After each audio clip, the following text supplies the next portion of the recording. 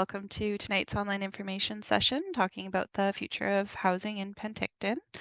I'd like to start by acknowledging tonight's meeting is taking place on the traditional and unceded territories of the Syilx Okanagan Nation. We extend our appreciation to the Syilx Okanagan people for the opportunity to hold this meeting here today. My name is Andrea Rendell. I'm the Communications and Engagement Specialist with the city, and joining me tonight is Senior Planner Stephen Collier. So why are we here? We want to have conversations with residents to make sure the community is aware of potential future changes. Stephen's going to be covering these topics in more detail, but we're here to cover the facts that Penticton is growing. The province will be making regulations and adding more housing, and this does mean change in all neighborhoods. And we want you to know that the city is working on a plan with official community plan task force members to help shape where and how Penticton grows. So how will it work? First of all, I want you to know I am recording this session. This is to accurately capture the feedback we received during our discussions.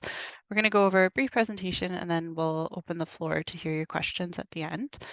We do have a small group tonight, so usually we would ask you to put your questions in the Q&A, but instead, if you're comfortable, you can just raise your hand and we'll unmute your mic and you can address the group. Otherwise, you're welcome to put your questions in the chat. So as a reminder, we are welcoming all perspectives here tonight. We understand some folks have been in their neighborhood for a long time, but there's also some that may be looking to buy their first home and maybe need a mortgage helper to qualify. Maybe some folks are looking to add additional spaces in their homes to support relatives, and some may just be renters looking for options in general. So we want to include everybody in these conversations and be respectful of all voices. So with that, we'll say thanks again for joining us tonight, and I'll hand it over to Stephen. Awesome. Thanks, Andrea, and thanks everybody for coming out tonight for this Let's Talk Housing session. So I'll launch into what's happening here and the purpose for the gathering today. We're looking at updating the official community plan. And the reason for that is that we see Penticton is growing, and it's growing quite a bit faster than the current official community plan projected. So as you see on the slide here, in 2021 census, we had a population of about 37,000 people, which was about a 9.3% population increase from the 2016 census to the 2021 census, working out to about 1.86% population growth per year. You see below that, the period before was a period of slower growth, our population just shy of 34,000 people. And over the 5 years from 2011 to 2016, the population only grew by 2.6%, or just over 0.5% per year. So in the last 5 years, according to the census, the city's grown 3 times faster than the period before. The official community plan that we have in place today was adopted in 2019 after a whole bunch of community engagement and consultation exercises, and it was based on the latest available data at that time, which was really the 2016 census. And it set the growth projections looking forward to about 2045.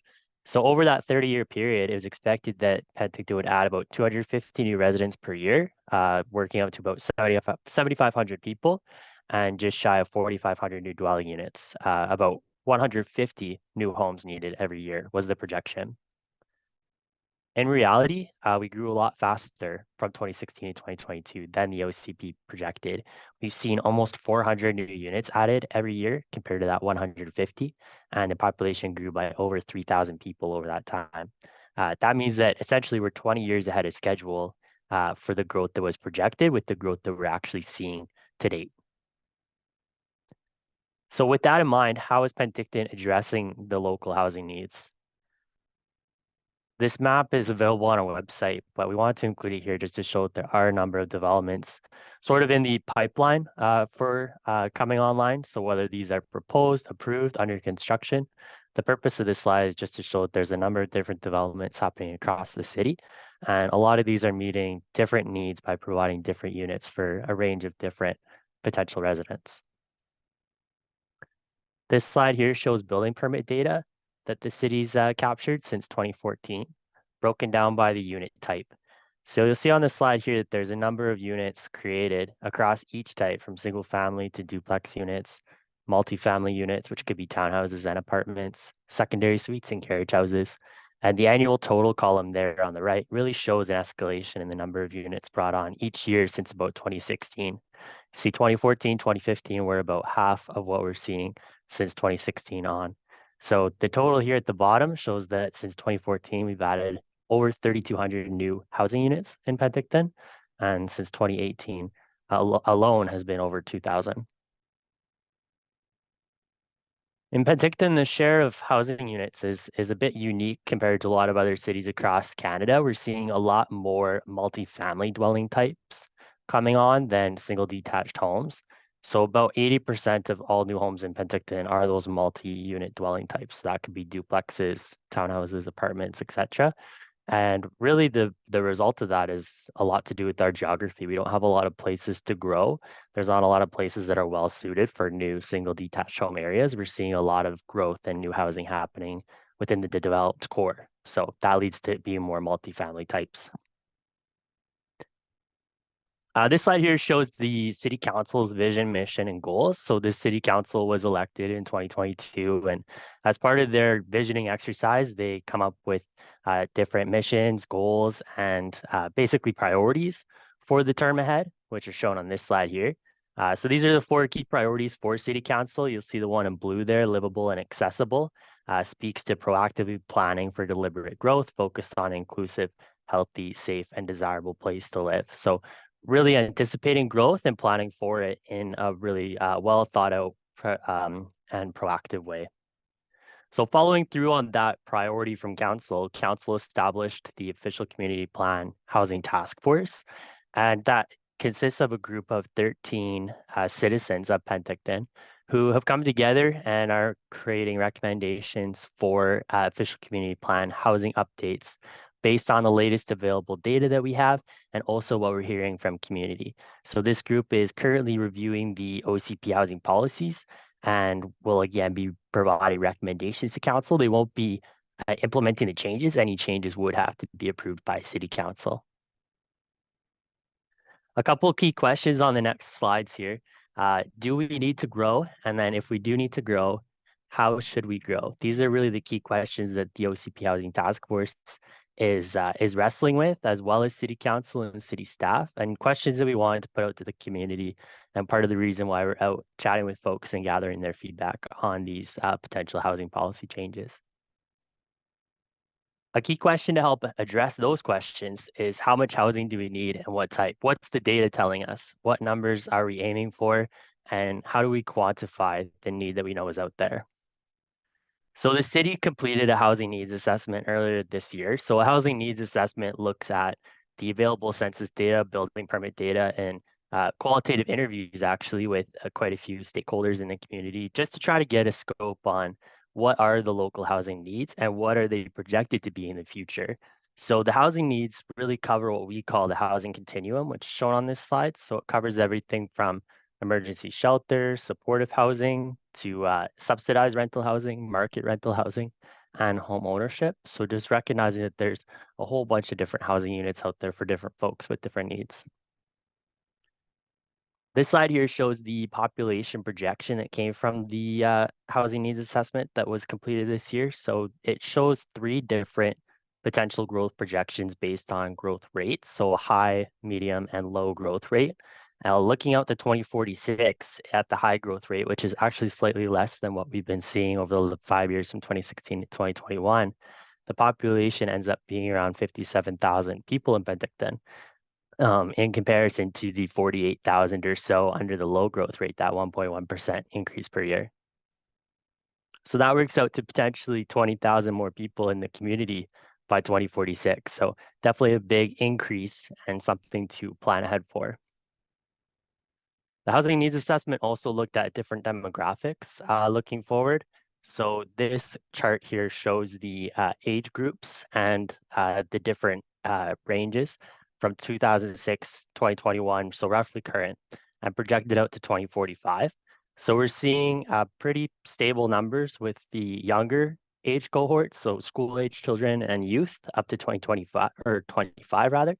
And then we're seeing a slight increase in the working age population in that middle column there between 25 and 64, so increasing over time. as well as an increase in the expected senior population, 65 plus. You can see in the two columns there to the right. So really this is showing that there's going to be an increase in both seniors as well as the working age population, while perhaps the number of children in our community is expected to remain more stable and what it has been over the last number of years without the same increase projected. The city collects some information from residents who relocate to the community, and we ask a few questions to help gather data and get a sense for where folks are moving from, what brought them to Penticton, and what kind of housing they were looking for. So this chart shows some of the key data out of those studies that we've gathered. So we're seeing that the new age groups in the community are primarily that working age population. So 19 to 65, you see that on the top pie chart there on the left, 76% of new folks are within that age range. And why they moved to Penticton, there's a range of answers as well. We know that some folks retire to the community. That was still a popular response, but a higher proportion moved for work, which is really encouraging to see. There may be more job opportunities in the city, and also with remote work, that might open up more people who maybe couldn't have relocated to a smaller center like Penticton are now able to do so. On the bottom left there, looking at the types of housing that were selected by new residents, house was the most popular at just under half, and then followed by apartment, condo, and townhouse. So those are the housing forms that these new residents are looking to move into. And looking at where they moved from, a lot of folks from BC already, from the Lower Mainland region, from the Okanagan, and then followed by other parts of Canada like Ontario and Alberta. So the housing needs assessment, there's certain criteria that the province requires each city to include in its housing needs assessment. And this chart shows one of those criteria, which is the current housing need, the 5-year housing need, and the 10-year housing need. And this is broken down by different unit types. So this shows for single detached homes, apartments, detached, semi-detached row homes, and other dwelling types, the projected need, both current and 5-year to 10-year. So really the purpose of this is to show that there is a lot of demand for the single detached house still, as well as apartments and row houses. So really there's a demand across multiple housing types. There's not just demand for one single housing type in Penticton, just given the diversity of residents and the diversity of what people are looking for with their homes. The housing needs assessment concluded that the city of Penticton needs to add a minimum of 240 to 380 new housing units annually simply to meet basic housing demand, accounting for population growth. So that range of 240 to 380 really depends on the growth rate that we see over the next 20 years, whether it's on the higher end, it could be closer to that 380 number. If it's on the lower end, it could be closer to 240. Essentially, that means at the high end that we could require up to 9,200 new households by 2046. This slide here shows some of the growth areas that we anticipate, and this is based on both proposed developments and approved developments that have already gone through the city council approval process. So it highlights just at a broad level different areas and the number of potential units that are envisioned in those areas. And this just really covers the biggest areas. We know that there's quite a few areas of town that are seeing new growth and new development, but just kind of focused on those that are bringing in, say, over 200 units to a specific area. So looking across the city, we expect about 750 new units in the downtown core, and at the other end of town, about 1,000 near the Skaha Lakeside.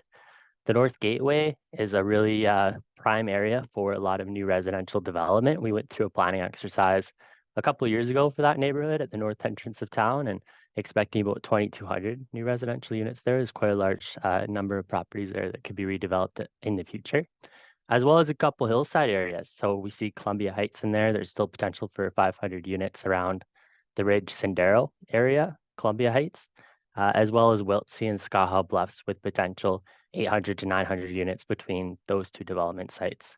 And then right in the center is the Government Street proposal, showing in red here as it still has to get worked out, but could be potential for 1,000, 1,200, 1,500, somewhere in that range number of units on that site.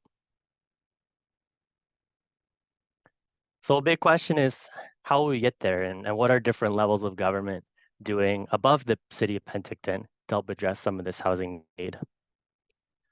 So the federal government announced the Housing Accelerator Fund in their budget a couple of years ago, And this is a $4 billion fund that municipalities across Canada are able to apply to as long as they show that they're implementing at least 7 initiatives to help improve housing supply in their communities. So it's really tailored to communities. Communities can come up with their own initiatives, their own ways that they feel they can maybe reduce barriers or incentivize the creation of new housing in their cities. So the city of Penticton did apply for this fund to get our piece of that $4 billion pie. And the next couple slides here just show really high level what the initiatives are that we're looking at. All of these initiatives, I'll say from the get-go, need to, be reviewed in more detail and have more criteria around them. But this is just kind of broad strokes, the things that we're looking at. So the first three on this slide, the first being the creation of a housing approvals team. So looking at increasing our staffing where possible to support efficient processing of development applications on the city side, looking at utilizing city-owned lands and new civic facilities for housing opportunities. So, for example, instead of building a single-use civic facility, how do we incorporate housing to any new projects that we're bringing on? And what are some city-owned lands that could be really good potential for new housing developments, looking at lands that we already own? And then number three, they're accelerating new housing growth in key areas like the North Gateway, around the Okanagan College campus, and the downtown. These are specific areas in the city that have kind of been flagged for new residential development. And we know there's certain barriers in those areas, perhaps with things like infrastructure that's a little bit older and needs to get upgraded first. So looking at ways to support some of the developments going forward in those areas over the next number of years. The other four initiatives that we're looking at the City Penticton level, possibility for parking reductions in key areas of town. We know there's certain developments that aren't able to meet the parking requirement ratio and still provide a development that works for a developer to bring forward. So looking at areas potentially like the downtown where there's some parking available on street or in city-owned lots to maybe reduce the requirement for on-site parking where feasible. Number five there is looking at pre-approved missing middle plans. So are there plans that the city could review and sort of pre-approve to help speed up the review and approvals process for things like carriage houses, for duplexes, for potentially fourplexes? So that kind of takes some of the back and forth out of the city permitting process if those pre-approved plans are selected.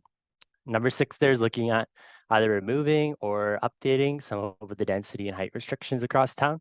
There's certain areas that are limited to a certain number of building stories or a specific building height, and potentially that is restricting development opportunities in those areas. So seeing if there's opportunities to maybe increase height slightly across certain areas of town. And then number seven is pre-zoning strategic areas. So looking at certain neighborhoods where we're seeing similar types of development over and over again, if each of those developments has to get rezoned on its own, maybe it makes more sense to go in there and look at it at a street level or a block level and maybe just go in and pre-zone that whole section so that people can go and build that type of development just as a right without having to take a rezoning to council each time.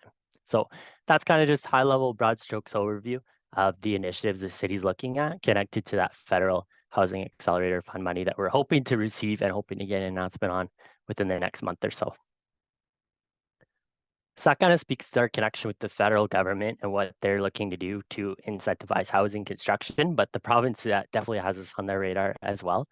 They released the Homes for People Action Plan earlier in 2023, and it outlined a whole ton of initiatives that they're looking at implementing and bringing more detail about in the legislature sitting this fall. So we're all eagerly anticipating more details about each of these points in the next couple of weeks here, and can't wait to hear more information from the province about all of these. But I'll just go through them kind of at a high level again, just to give you kind of a broad context for what the province is looking at. They are focused on delivering more small-scale multi-unit townhomes, duplexes, and triplexes through zoning changes across BC and making it easier and more affordable for people to rent out secondary and basement suites. The province wants to work with local governments to make sure that more homes are built in communities faster and speed up the permitting and approvals process, which we know in some communities in BC can be quite a lengthy, long, drawn-out process. There's a real focus on making BC a North American leader in digital permitting and construction. And for the bigger communities of the province, focusing on delivering more homes near public transit. The province is looking to bring in a new program to deliver more homes for middle income households and also expand the construction workforce. Because of course we'll need the construction workforce to bring on all these homes that are projected across the province, not just in Penticton. And they're also looking at exploring new ways to build rentals and maintain purpose-built rentals and focus on mass timber as a form of construction. One of the biggest announcements that came out of the province that's got a lot of attention is this potential 4-unit allowance on every previously single-family zone lot across BC. So this announcement from the province, we expect will be applied province-wide. We've got a lot of questions about it, and unfortunately, we don't have a lot of answers at this point because the province hasn't actually introduced their legislation yet to make this happen. And there's going to be a lot of details in there about exactly how it applies. If there's going to be any opportunity for municipalities kind of tailor this to their own needs, because of course communities across BC are quite different. Penticton is quite a bit different than Burnaby, and from a 100 Mile House, like these communities are so different. It's hard to imagine how one set of rules will apply. But us, and I'm sure a lot of others across the province and in Penticton, are really interested to see what this legislation change actually ends up looking like when the province drops more details later this year. So turning back to the city, I'll revisit this slide again. It shows the projected number of units across different key development areas in the city. So just kind of breaking this down back to the housing needs assessment and that projected 9,200 units needed by 2046. The number of units that we know are coming down the pipeline in these key development areas works out to about 6,750. And some of these line up well with the housing needs assessment timeline. There's bigger scale developments like the Government Street, like the Wiltsea development that will take many years, if not over a decade, to build out. So it's pretty reasonable that these could be completed within the next 20-year timeline. So even if all of these sites were to develop out to the numbers shown on the slide here, which are kind of high level estimate numbers, we'd still be short about 2,500 new units that would be needed elsewhere in the city to meet that demand that the housing needs assessment is saying there will be over the next 20 years with the growth rate that it projects. So I'll just dive into a few of those key growth areas in a little bit more detail, just to kind of give a quick overview of the major developments happening across the city. When we were going out to different communities, we focused on different neighborhoods specifically, but with this being an online session citywide, I thought it was good to just cover some of the more major developments that might have more of a community impact than just a neighborhood impact. So one of the bigger ones I mentioned before is the Upper Wiltsea development. So this is approximately 700 to 800 units at the top end of Wiltsea Boulevard and Partridge Drive.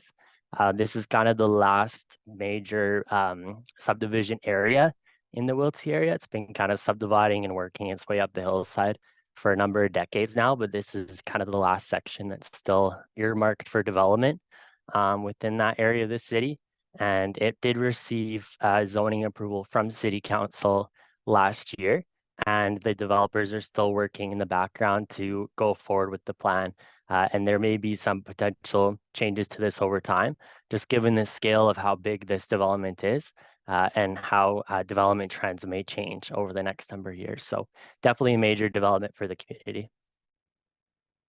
The next one I'll highlight is 1704 Government Street. So this is the site that's across from the Penticton Regional Hospital. It was before council last week for the official community plan amendment for this site to change the land use designation from industrial to mixed use to support future planning applications and approvals for potentially 1,200 to 1,500 new apartment units on that site, as well as some commercial uses like retail and office space. So again, another major single development site for the city.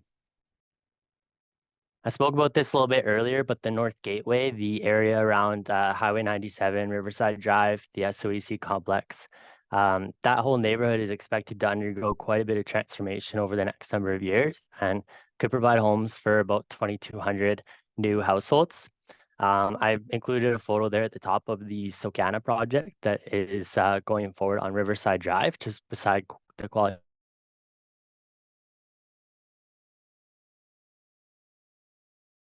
A residential project. These are kind of the first developments that are happening in that neighborhood in a long time, and likely the first of many more that will happen in that neighborhood over the next 20-year horizon. Downtown is another key development area for the city. We've seen a few newer developments like this one in the center here go forward in the last couple of years, which is great to bring more folks into the downtown core. There's quite a few sites that are underutilized or maybe not used to their full potential, and we're hoping to see those develop over time as well, and just creates a better vibrancy downtown and a better feel than having some of those emptier properties. And I included this screenshot from Main Street here. There's definitely a unique commercial character to Main Street with those lower scale buildings and buildings right up to the sidewalk and commercial uses. So as redevelopment occurs, how do we respect or incorporate some of that unique downtown feel to the new developments? That'll be something to keep on our radar going forward as well. The Timmins Street area. So this site is located right behind Canadian Tire. There, it's quite close to the Okanagan College campus. You can kind of see it on the map there, just down and to the left from that big X where this site is. So this proposal went through council a couple years ago now to get zoning in place for townhomes and apartments on the site. And it's really exciting to potentially see a partnership there with the Okanagan College campus, maybe not formally, but definitely good to see new housing go in really close to the college and support some of their operations because this is the only Okanagan College campus without a dedicated student residence. So definitely a positive feature to include more housing right next to that major facility with about 1,000 students in Penticton attending right now. And then the Scala Lake Road area, this is the last one that I'll cover. So this is the south end of town. There's been quite a few major multifamily projects going there over the last number of years. The slide here shows the newer Scala Lake Towers with the Allison Place building in the background. So quite a bit of height in this area. Those two projects range from 8 to 13, 14 stories. So we don't see too many of those developments in Penticton. And there's a few areas that could potentially see development like that in the future, and definitely a part of town to watch for those bigger properties redeveloping at some point in the future. So what's next with this whole process? This is kind of like an initial conversation, and we're going to have a lot more of these conversations as we get closer to bringing forward any updates or amendments to the official community plan, which is really kind of the outcome of this whole task force process, is looking at amending the housing policies of the official community plan with recognition that the city's growing quite a bit faster than projected back in 2019. So we're eagerly awaiting the information from province in the fall about their legislation changes as they affect housing and as they affect communities like ours across the province. And then also looking forward to the OCP task force recommendations to council for potential updates and amendments to the official community plan, which we're expecting around the winter. And again, it'll be a council decision on which of those recommendations or all of them they choose to proceed with implementing. So lots more discussions, lots more conversation, and more opportunities for community engagement as we get closer to what those recommendations could be looking like. So with that, I'll just open up the floor to any questions through the Q&A. Thanks, Stephen. We do have some questions coming into our Q&A already, which is great. I'll just note that we do have a couple of task force members here with us this evening. So if there's anything that they would like to add to as far as what the task force has discussed or questions that have come up in their meetings, if they could just raise their hand and we'll get to them before we pop into the next questions. So we'll start off. So far, Lori's just been rapid fire, which is great. Really appreciate that. We'll start with her first question, which is how many Part 9 homes are expected for 2024 and how many multi-unit residential buildings? Yeah, good question, Lori. It depends sometimes with the timelines for these projects when exactly they come forward or come on. I don't have exact numbers for you for 2024, but I know that we have quite a few approvals in the pipeline. But there's also been some projects that have received approvals like zoning over the last couple of years, and we still haven't seen their building permits come forward because some of those major projects do take time to get everything in place to be able to actually start building out. So I guess the short answer is I don't know, but we do have quite a number of projects, both the smaller scale infill, like you're mentioning part nine, like 4 units or less, that we see a lot of those. They're kind of the bulk of our projects right now. But the number of units provided in those could easily be outweighed by one major multifamily project like the Socana Riverside project, which has 234 units in just one build project. So yeah, I hope that helps answer your question, even though I don't have those exact numbers for you. Great. And the next question is related to safe and resilient community, includes housing that follows climate change, climate building practices. So Lori is wondering what recommendations are going to be coming forward to build low emission, zero carbon buildings, and if any of that involves regulations for specific shade coverings, or she's mentioned sprises, but I think those are the slatted kind of privacy Mhm. panels for those that are curious to help keep a pool. Yeah, so right now the official community plan has some design guidelines that definitely encourage energy efficient design where possible with things like solar infiltration into buildings, that sort of thing that can be achieved through building design on its own. I would say keep an eye out for upcoming council meetings about the step code changes or the building code changes, because there may be some more discussion on that coming at council very, very soon. And then I guess kind of as a follow-up to that one, buildings seem to be large emitters of greenhouse gases. So how is that tying into meeting the city's CCAP goals to reduce emissions by 2050? Yeah, I think it's achieving development that has a more environmental focus where possible. Like that at a high level, developing in the core built up area of the city does have less impact compared to building the same number of units up in the hillsides. While there are still a few hillside areas established, it's quite a bit less than the 2002 official community plan, which envisioned extensive hillside growth, which results in really car dependent neighborhoods where there's not really any other options than hopping in your vehicle, traveling around to complete your chores and your day-to-day activities. So that's been scaled back quite a bit, and there's been a big focus on providing other forms of transportation, and that's supported by having more units closer together from both an energy efficiency perspective, but also just providing, um, options for people to be closer to the things that they need day in, day out. Right. And is there an opportunity for the city to regulate large developments to use geothermal for heating involved in any of that? Yeah, that I don't know. That would be more of like a building regulation requirement. So I don't know if that might come up through the discussion about potential zero carbon step code or building code changes that I know is coming to council very soon. So I don't know if that would be part of the conversation at that time. Great. And have any federal grants been applied for already to help us move in this direction?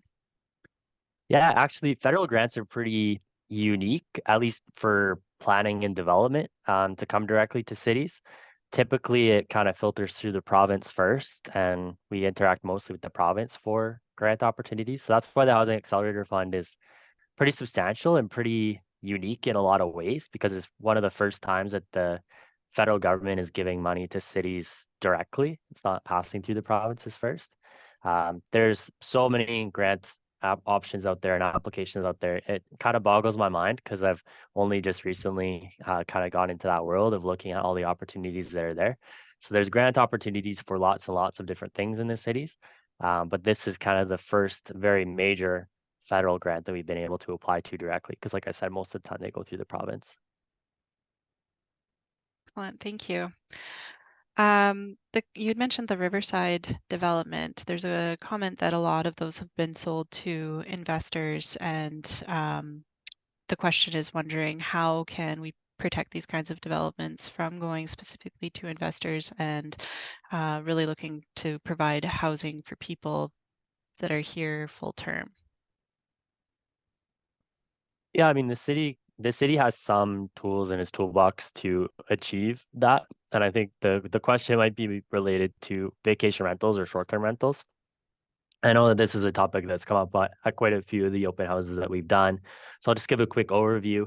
Citywide, there was a review of the short-term rental program and policies that Penticton has in place. Penticton's kind of unique compared to a lot of other cities because we've been regulating short-term rentals since 2010, which actually goes back pretty far.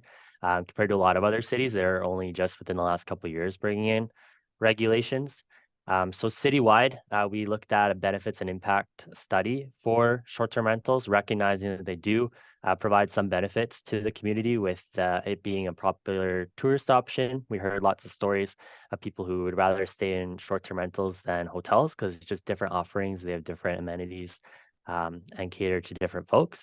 But also the use of short-term rentals for short-term workers, which is interesting. So options for travel nurses and that I know utilize some short-term rentals. Same with folks that are coming for the hockey school. So there's a range of different occupants and people who are looking for short-term rentals, but also considering the impacts that it has on housing availability and housing affordability. And that was spoken to in the report as well, the impact that having a number of short-term rentals in the city is having on affordable rents overall. At the end, the assessment didn't really conclusively decide if the benefits outweigh the impacts or vice versa. So at the city council table, there was discussion and a decision made by council to proceed with the short-term rental program that we have while focusing more on enforcement of the vacation rentals that aren't currently licensed. So using our resources to ensure that those that aren't licensed do get licensed. There are the city inspections to ensure that they're safe, and also to continue monitoring the number of vacation rentals in the city to just track over time. If we keep seeing the escalation that we have been over the last couple of years, there could be even more substantial impacts and perhaps revisiting the regulations at that time. But just to give a sense of context, there's roughly between 350 and 500 short-term rentals in the city at any one time. And just to put that in comparison, there's about 19,000 dwelling units in the city. So less than 5% of dwelling units are being used as short-term rentals is what the study determined. But we're definitely interested to keep monitoring the issue and see if that number, that percentage continues to grow over time and keep in mind the impacts that could have going forward. Excellent. So we do have two more questions from Lori, but I'm just going to jump ahead to our next question from Cam. Staff seem to support developments into the fire interface. How will Penticton protect homes and residents from wildfires as these homes will be built as the Okanagan is projected to be warmer and drier? Just fire smarting will not be enough. So I think we're just looking for more information on how we can build smarter in those interface areas. Fair comments about the wildfire hazard areas. I mean, we saw that fairly close to home with West Kelowna this year, so definitely top of mind for a lot of folks. Like I mentioned before, Penticton had previously in 2002 projected a lot more hillside development than has been assigned for in the 2019 official community plan, while still leaving some areas like the Upper Wilsey development for new hillside development. The tool that the city has to basically assess the wildfire risk is at the subdivision stage. Before any new lots are created, we can require a wildfire risk assessment be completed by a registered professional forester. And they would look at the conditions of the property currently. So say any forested areas that are currently there, what are the risks associated with those, as well as the geological and terrain conditions and how conducive those are to wildfire impacts, and make recommendations even before development starts proceeding of how to reduce the risk as much as possible in those areas with things like maybe limiting or reducing trees or providing those breaks where possible. And then prior to the lots being created, we would enter into a covenant and place that on title of every new lot within these hillside wildfire hazard risk areas and basically require fire smart construction on those properties. And then any owners would be well aware of the associated risk with being at that location and also aware of the expectations and requirements going forward for any new construction to meet all the fire smart requirements in terms of building materials, landscaping standards, that sort of thing. And because it's a covenant, when the building permits come in on those properties, we can actually enforce it. So if someone is proposing a design that isn't fire smart or using materials that aren't fire smart, we actually have a tool where normally we don't to require those changes to make sure that they're in line with the covenant. So that's a tool that we have today, and it applies to any new subdivision development occurring in the wildfire hazard risk area of the city. Great. Then we do have a question just kind of around water in the Okanagan. We're already stressed for water for homes, businesses, agriculture, wildlife, recreation. Just because statistics say 20,000 more people are to arrive but in the timeline, how can we add this much people in such a dry area? Yeah, I mean, water risk and water supply has come up before as a topic of concern. I know that in Penticton with the water source that we have, um, there was an assessment done to a certain population level that our water treatment plants and water supply can for sure accommodate. And obviously that would get looked at again as growth is projected to continue. But there's quite a bit of room left for Penticton to grow with the water infrastructure that we have in place. So it was planned looking forward into the future because those facilities are quite costly and we don't want to redo them or continuously upgrade them where needed. So years ago, it was installed and assessed to accommodate quite a larger population than Penticton currently has, and even larger than what is projected out to 2046. The benefit of doing this forward-looking planning is that, you know, the official community plan kind of sets broad vision and goals across the city, but there's a lot more detailed planning in specific areas that happen out of that.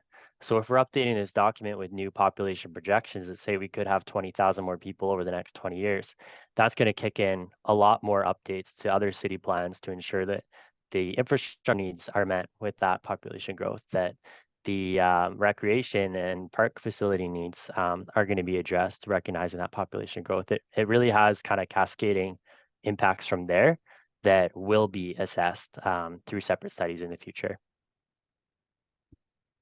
Thanks. The next question is from Lori, just wondering, do OCP changes happen in pieces, or will these changes happen in years from now? So what kind of the timeline are we looking at for this?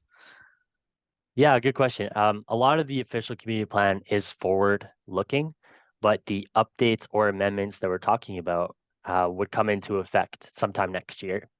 So what the Housing Task Force is looking at is factoring in the growth that the city's seeing and looking at the policies that we have right now, what needs to be looked at, what needs to potentially be updated to accommodate that population growth, and what changes should we make today that could support development years from now to help achieve that growth vision. So while the plan amendments may come in next year, it's unlikely that we'll see a lot of substantial change right away. We know that there's certain developments that are coming down the line, and one of the maps that I showed in the presentation tonight shows that there's a number of developments sort of already in the pipeline across the city. But we might not see the results of these amendments or policy changes for years to come. But it's really part of a longer term plan to help meet that end date that we projected out to 2046. And you know, maybe the population projection doesn't come to fruition. Maybe we don't grow by that many people, but at least we have the benefit of having planned for more.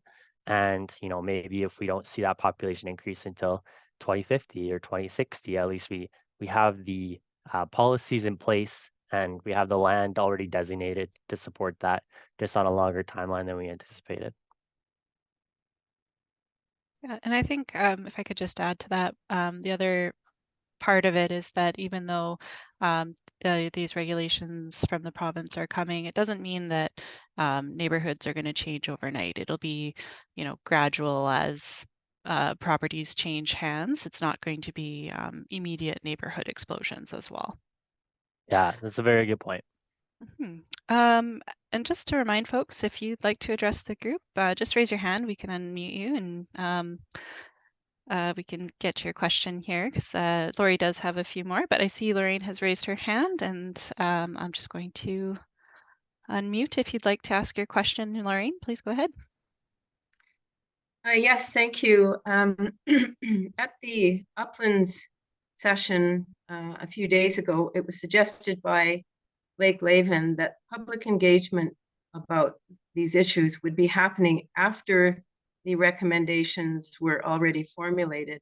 and then the public would have a chance to comment on them. So what Stephen has suggested this evening is that we will be having engagement sessions before that. First of all, I would just like to have that question cleared up. And secondly, one notices that sometimes legislation doesn't always happen when it's scheduled to happen.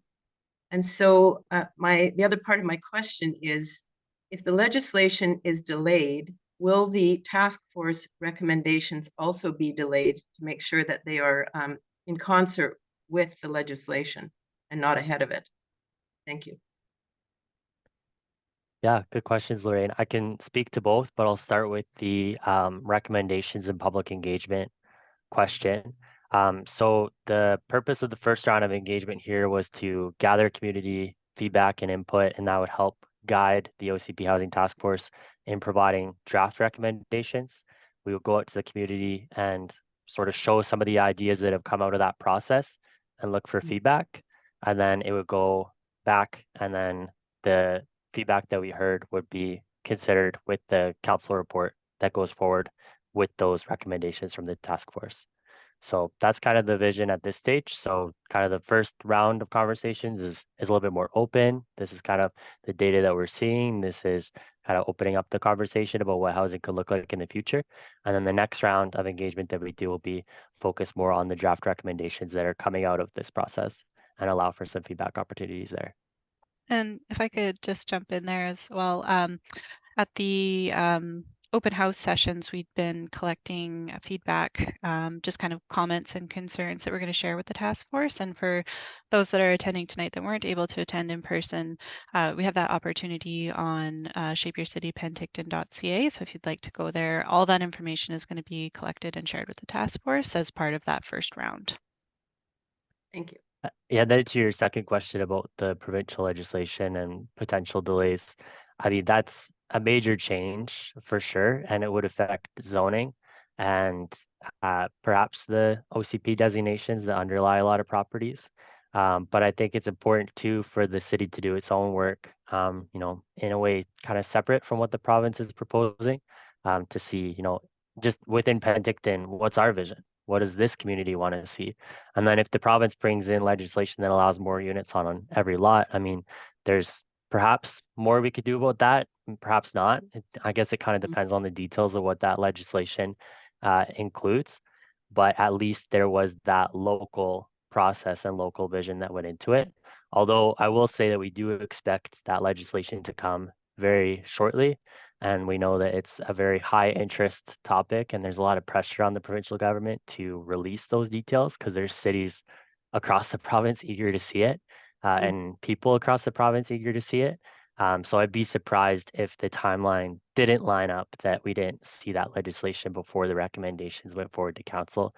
And if they do come in before those recommendations, we would look for ways that it could integrate with some of the work that is being done here. Thank you. Thank you. I see Lori's hand is raised. So Lori, how about the questions that you had sent? We'll just unmute you now and you can just ask those questions too. Thank you. Thanks for doing this and for giving such great explanations of all of these questions. It's really helpful. I think the first thing I want to ask, that it's called the Housing Task Force, OCP Housing Task Force. Excuse me. I'm wondering if it is also about community safety and health, climate resiliency, like tree cooling and proper xeriscaping instead of stones, which heat the community and don't sequester water, and walkability, like Skaha Lake Road is all concrete with no benches, bike route, trees, or park areas, no place to sit down. And can the community members be part of committees to give their comments about developing the city? Because right now we just have the housing task force. But when it comes to other things like greening the city or making it more safe and accessible, people from different parts of the community should be involved for, different stakeholders to say what they need to make a city safe and comfortable. I see people riding bikes on the sidewalks on Skaha Lake Road all the time. And when the summer is here, it's really hot for walking. And that's where all of our services and stores are. Yeah, good points. I mean, the focus of the task force is on the housing policies of the official community plan, but there are so many things connected to housing. And I think where housing goes in and what form it takes really influences a lot of other things. Like the type of development impacts the tree canopy, or it impacts the street improvements or frontage upgrades that are done by the development. There's a few other, I guess, work pieces going on at the city. So there is the urban forest management plan process, which is going through right now, and there have been opportunities for public engagement on that, focused on our urban tree canopy, as well as opportunities to improve that where possible. And recognizing a lot of that is on city-owned land as well as private. So looking at things like streets and boulevards, how we can maybe improve those with more green. And there's also an accessibility task force that's going to be established as well. So that kind of takes a broader vision, looking citywide and at city facilities too about accessibility improvement opportunities. So there are different ways to participate in that regard. And there's opportunities like the public engagement we're doing around the housing policy updates. While we're keeping it scoped at housing, we're not updating or bringing in an entirely new official community plan. There may be aspects of where housing is developed and what it looks like that could lead to other impacts that need to be considered. Like, for example, with that population growth, there's going to be more demand on parkland, for example, or maybe parkland in a certain area of the city compared to other areas of the city. So these are things that should flow from this process and be looked at as well. So in a way, some of those pieces are connected to this work, but the primary focus is on the city's housing policies. Thank you. My other question is about things like the Riverside, which and other places that are being built, which are being snapped up by people who aren't living here. Or who are renting at very high rates. So some apartments and homes sit empty as people hold on to them for speculation because we're in a market. And that's what construction is these days. Developers need some incentives or regulation to build percentage of below market rent or something like that. Building for investors who don't live here is keeping people homeless and making more of us homeless daily. The homeless rate is up 45%, as we saw in the Penticton Western, I think, today. According to BC Housing's 24-hour snapshot in time, taken on April 27th, there were 166 people experiencing homelessness, compared to 114 in 2021. Penticton's increase is one of the highest in the Okanagan.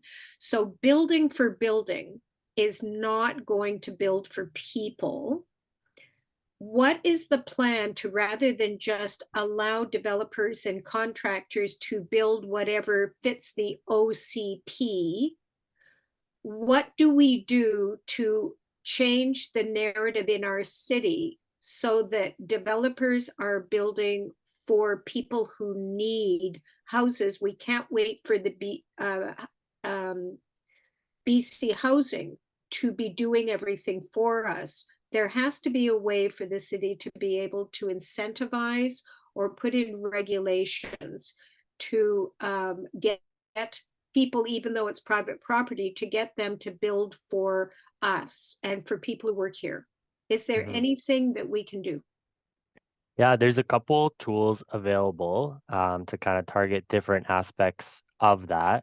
And the city had some of these tools previously, and other cities utilize some of them and more. But a couple key ones, looking at specifically affordable rental, there are opportunities for property tax waivers for a number of years for dedicated affordable rental developments, as well as development cost charge reductions, a certain share not paid if the development is proper, affordable housing. And often those projects are operated by nonprofit associations, so true affordable housing, non-market. The city had programs like that in place a number of years ago, and given the recent development activity that's been happening, those programs have not been continued, but there could be opportunities, and there is the opportunity under provincial legislation to have programs like that. There's also other incentive programs like density bonusing, where developments can build more density, more units if they provide a certain share of either money towards an affordable housing reserve fund or an actual share of affordable housing units in their development. And then there's a few other tools as well that the province allows for, and a lot of other cities do use, but it's also balancing the requirements put on new development with the costs that are then passed down to each unit. So for example, there's community amenity contributions, which are used frequently in larger cities in BC, where there's some sort of community benefit secured through a major development occurring. And in some cases, that looks like millions of dollars paid cash from developers to the city to then be used for some amenity, which is great, but also that cost in a lot of cases gets passed down to the development that they brought on. And all of a sudden that cost kind of gets distributed up among the units that were created. So there are a few tools out there. There's also opportunities to look at city-owned land. So if there's development occurring on city-owned land, unlike with private land, we have more ability to call the shots of exactly what the development looks like. Otherwise, with private land, we're sort of in a position where we can enable, we can regulate, we can guide what development could look like, but we can't force a certain development on a property. We can say what is allowed, but we can't say you must build this unless there's some incentive piece connected to it. So So, yeah, there are tools available and out there. so that's great. So there are tools that could be used. How are we going to get them used? Like, who are you bringing them forward to council to have them reinstated, or how do they get put into place so that we can use any of those incentives and bonuses and reductions and stuff like that if they're available? Yeah, we're partway through the OCP Housing Task Force discussions on policies and that. And a future topic we're going to cover are these incentive programs or different policy options that are available to support housing that maybe aren't directly connected to the OCP, but could be something that's brought in. That will provide some options to the task force for discussion, and it could be part of the recommendations that come forward from that group. Thanks a ton. Great questions, Laurie. Thank you. Yeah, if anyone else would like to raise their hand and have a chat, just feel free to do so. We do have another question from Cameron. It's a little long. I'll do my best here. You'd mentioned empty lots downtown, and he's suggesting that these could be used as housing. In the past, Penticton and other communities have approached the province about taxing empty lots in downtown cores, which the province denied. These properties are great investments as they pay low taxes, and incentivizing development hasn't worked. How will the city push development on these empty lots? Will Penticton consider taxing primarily on land value, which some communities in the States have found successful? Yeah, we've heard this comment or variations of it quite a bit through the open houses that we've conducted. And I know that there's a lot of sites downtown that, are definitely underutilized, are vacant, could be used for housing, could be used for development. Like I kind of mentioned in the last answer, it is a little bit challenging with private land because the, I guess, sticks that we have to force people to develop are very limited. And we really focus on the incentives or the carrots to be able to kind of help facilitate that development or get it started, get it moving along. A couple of the initiatives that we're looking at with the Housing Accelerator Fund have the potential to help support really tight site developments like the ones in the downtown. Like I mentioned, the parking requirement. We heard from a couple owners of downtown sites that it's difficult to design a building on a tight site like that. There's expensive challenges of building downtown when you're at zero property line and right next to your neighbor. And to be able to make a go of it, they're just not able to design with enough parking in place, especially for some of those smaller sites to provide the number of units that they're hoping to provide. So maybe looking at opportunities to potentially reduce that requirement from the city. I mean, of course, the the market would still have a demand for some parking spaces in a development. I'd be really shocked if a development went ahead with 0 parking on site. But perhaps there's opportunity to not require the full 1-for-1 in some instances. So that's one of the Housing Accelerator Fund initiatives we're looking at. The other one that we're looking at is looking at the height and density limitations. So there's a long section of Main Street from the 100 to the 600 blocks, for example, that the current OCP caps at 3 stories in height. And I think the goal of that is to really keep the commercial character of Main Street. You know, it's quite a unique street to Penticton, lots of history and that. But I think at the time there wasn't the same pressure on housing that we're seeing currently. Like there wasn't the same number of units projected that there is today, year over year. So perhaps there's opportunity there, maybe not to totally eliminate that, but to revisit that 3-story building cap and see is that appropriate? Because I know there's a few vacant sites right on Main Street, and being further limited by the building height that you're able to build under kind of just adds another layer of complexity to those projects going forward. You know, they're not able to build to the 4, 5, 6 stories that they could if they were 1 block over, for example. So those are just kind of 2 quick ones. I don't know the tax regime too well to be able to comment on those pieces. Other than to just echo your comments, I heard that there were conversations at one time of trying to tax those vacant properties differently, and at the time it didn't proceed or go anywhere. But I know that the downtown sites in particular are on the task force's radar, and whether it's conversations about looking at our policies around height or looking at, you know, different policy options like maybe density bonus or certain aspects like that, hopefully provide some more incentives or some more ability for some of those projects to get going and see some of those vacant sites filled in with something that, you know, contributes better to the city than an empty lot. Great, thanks, Stephen. I see one more hand. I don't know if you do have any questions, maybe you don't want to address the group, you're welcome to put them in the chat or the Q&A. Otherwise, I'm going to bounce over to Lorraine whenever you're ready. Thank you. I have to leave the meeting shortly, but I just wanted to thank Stephen for his very good answers to all these questions, and we'll certainly come back and watch the rest of the recording when possible. So thank you again, and good night. Yeah, thank you. Thank you very much. Okay, we've got one other one from Lori here. We need to encourage car sharing plans in apartment buildings, and the city to encourage ditching cars and reduce parking and increase housing. With gas prices and vehicle costs rising and poverty increasing, people will be unable to have cars in the future. We need more accessible public transit and walk, roll, bike routes that connect. And I think if I could just add to that, Lori, that is something that we've heard quite a bit in some of these open houses is how can we incorporate transit into these areas that are possibly going to be densified. So Stephen, if you have anything you can share on that, that would be great. Yeah, I think this touches on a really important point where if we are looking at parking reductions for certain projects, we still want to see, okay, how are alternatives being addressed? And the alternative could be a car share. The alternative could be providing more room for bicycle parking, or if the site is located right close to a bicycle lane or something like that. There's an interesting history with car share.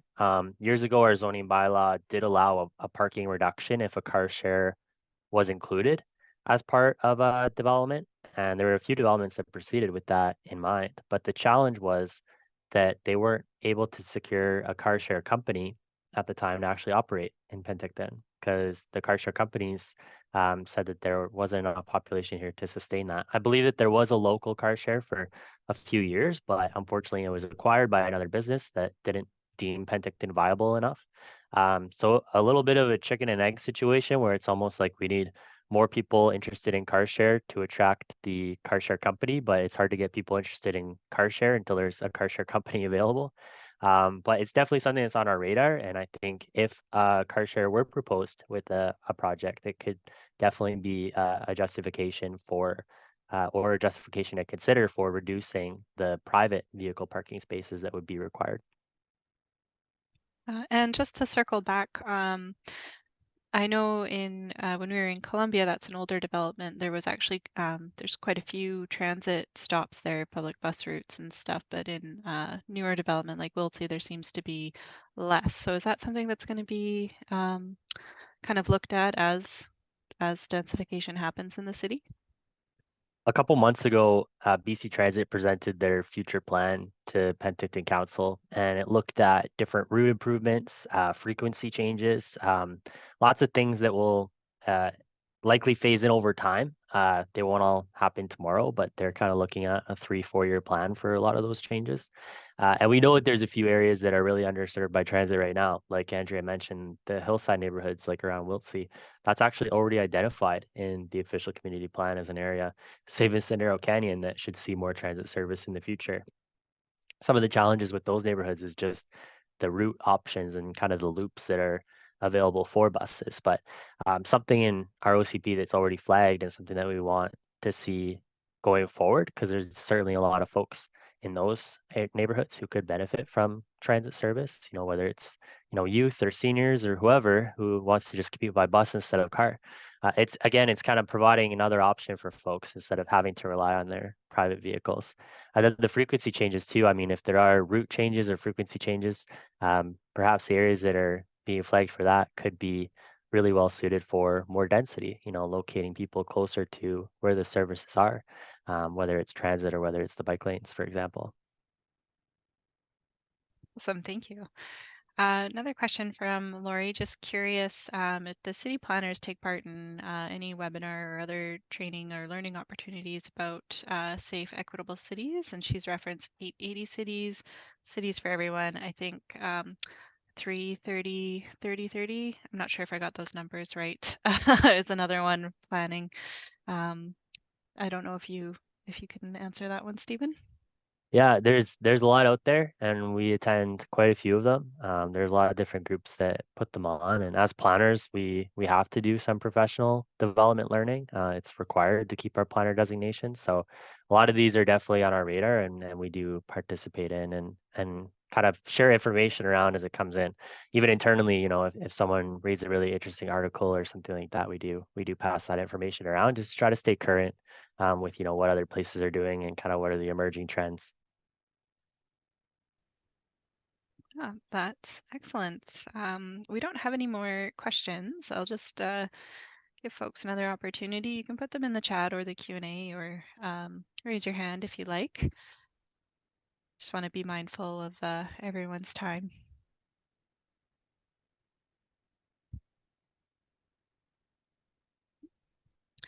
Okay, well, if there aren't any more questions, then I think we can wrap this one up. I would like to say, though, if you haven't already had an opportunity to share comments and concerns about any of the presentations that you've seen, please go to shapeyourcitypenticton.ca. The project pages focus on housing, and there we have just another opportunity to share your thoughts on maybe what you've heard tonight. So again, all of that's going to be shared with the task force as they move forward in this process.